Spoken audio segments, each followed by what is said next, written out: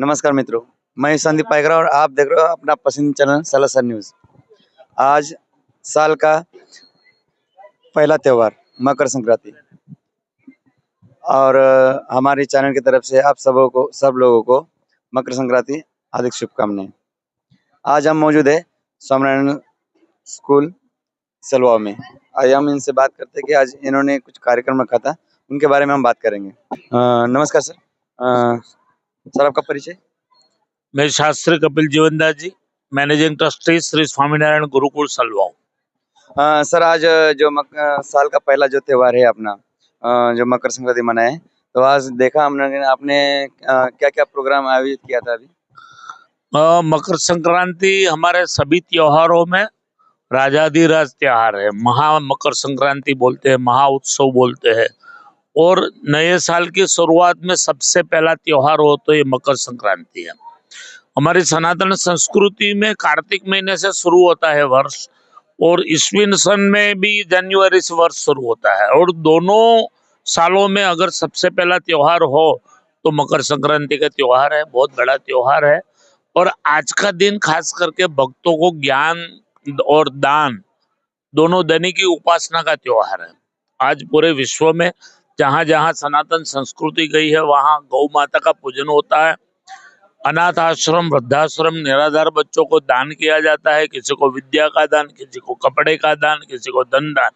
आज के दिन तिल का दान का महत्व, तिल गुड़ उसका महत्व बहुत है। और शास्त्रों में कहा गया है कि आज जो व्यक्ति 1 रुपये का दान करता है उनको सहस्त्र गुना यानी 1000 गुना फल प्राप्त होता है। गौ माता के दर्शन से, गौ माता के भोजन से, गौ माता के स्पर्श से अपनी शरीर में रहे हुए कई प्रकार के रोग, विकार, पाप वो नष्ट होता है।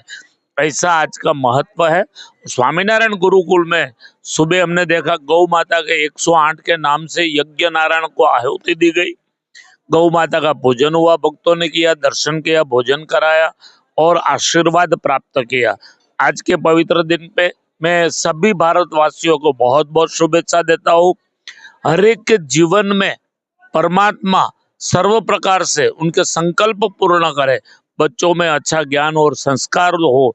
हमारी सनातन संस्कृति विश्व की महान संस्कृति है, वो विश्व गुरु बने, इस भावनाओं के साथ मकर संक्रांति के मैं सभी को बहुत बहुत शुभेच्छा देता हूँ। सर आज जो आपने 14 जनवरी जो गाय पूजा, मतलब गाय पूजा का क्या मतलब आज के दिन क्यों करते हैं? जीवन में गाय माता का महत्व बहुत है। गाय माता में 33 करोड़ देवताओं का वास है, इसे हमारे शास्त्रों में बताया गया है। गौ माता को पूजन करने से, भोजन कराने से, वंदन करने से 33 करोड़ देवताओं को भोजन कराने का फल प्राप्त होता है। और जहां गौ माता जिस भूमि में खड़ी रहती है उस भूमि पवित्र हो जाती है। उसमें अगर किसी भी प्रकार का दोष है तो दोष नष्ट हो जाता है। इसलिए हमारी सनातन संस्कृति में गौ माता का महत्व बहुत है। गिर शुद्ध गौ माता जो है हमारी देशी, उसकी गोबर, सूखा गोबर अपने घर में रखने से भी अपने घरों में रहा हुआ नेगेटिव बैक्टीरिया, नेगेटिव विचार वो दूर हो जाते हैं और सर्व और पवित्रता प्राप्त होती है।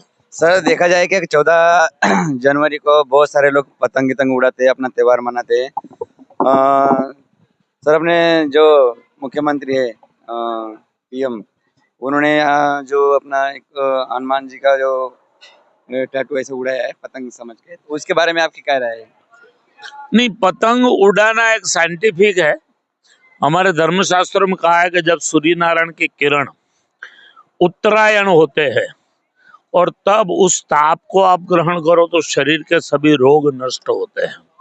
अभी किसी को बोला जाएगा तो सूर्य नारायण के ताप में दिन भर बैठे रहे तो कोई नहीं बैठेगा। इसलिए ऋषि मुनियों ने, साइंटिस्टों ने और बुद्धिशाली लोगों ने पतंग को ढूंढ निकाला गया। ऐसे सूर्य नारायण की किरण अपने आंखों में आएगी, अपने बॉडी पे आएगी तो शरीर अपना निरोगी रहेगा। बात रहेगी पीएम की, नरेंद्र भाई मोदी इस देश के धरोहर है, इस देश के मुखिया है, इस देश को बहुत आगे ले जाने की कोशिश कर रहे हैं। लेकिन किसी कारण हनुमान जी महाराज की पतंग को जो उड़ाया हो तो मेरे हिसाब से तो गलत ही है। हनुमान जी महाराज पूजनीय है। हनुमान जी महाराज हमारे देश के एक महान सजीवन परमात्मा है, सबको फल प्रदाता है। किसी न किसी कारण या तो उनको माहौल में नहीं होगा तो ये हुआ है, लेकिन पतंग उड़ाना साइंटिफिक है।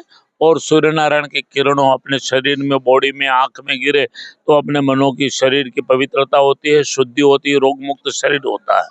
और सर जैसे कि आपने आज जो गाय माता की जो पूजा की है, सर वापी में ऐसे बहुत जगह पे ऐसे खुलेआम में गाय घूम रही है, ये इसके लिए आप किसको दोष देते हो, या फिर उसके लिए क्या हो जाए तो रोड पे अपने गाय माता अपने देखने के लिए नहीं मिलेगी? एक तो सबसे पहले मैं सभी गौ माता, गौ पालकों को कहना चाहता हूं कि गाय माता है आपका पोषण है।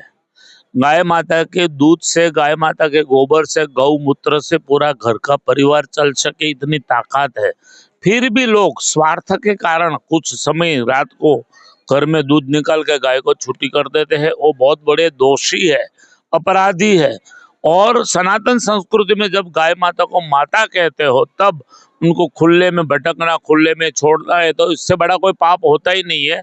मैं अधिकारियों को, नगर पालिका के लोगों को और गौ पालकों को दो करबद्ध प्रार्थना करता हूँ कि ऐसे कहीं पे भी गौ माता खुले में मिले तो ये रास्ता बंद होना चाहिए और गौ माता का पोषण गौशाला के द्वारा ही होना चाहिए। ऐसी मैं रिक्वेस्ट कर सकता हूँ। और तो पूरी दुनिया है, क्या कर सकते हैं, लेकिन ये अपराध है वो 100 बाबत है। सर हमारे चैनल के माध्यम से आप नया साल में नया कुछ बताना चाहोगे दर्शकों के लिए? न बस यही, हमारी सनातन संस्कृति विश्व की महान संस्कृति है, साइंटिफिक संस्कृति है। मानवता के कल्याण की बात विश्व में भारतीय सनातन संस्कृति सोचती है। और इसलिए कहा है कि वसुधैव कुटुंबकम, पृथ्वी ऊपर रहने वाला हर एक जीव एक परिवार, ये केवल ने केवल सनातन संस्कृति कह सकती है। अहिंसा परमो धर्म है, ये बात सनातन संस्कृति के अलावा किसी ने नहीं कहा है।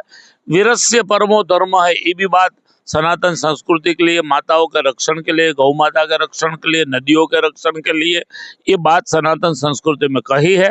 हर एक व्यक्ति सनातन संस्कृति की ओर चलना कोशिश करे और महाजना एन गतो सपंता, महापुरुषों जिस रास्ते पे चले हैं उस शास्त्रों के रास्ते पे चलने की कोशिश करेंगे तो सर्वयोग और शांति प्रसरेगी। सर एक नारा हो जाए। भारत माता की जय, गौ मात की जय, वंदे मातरम।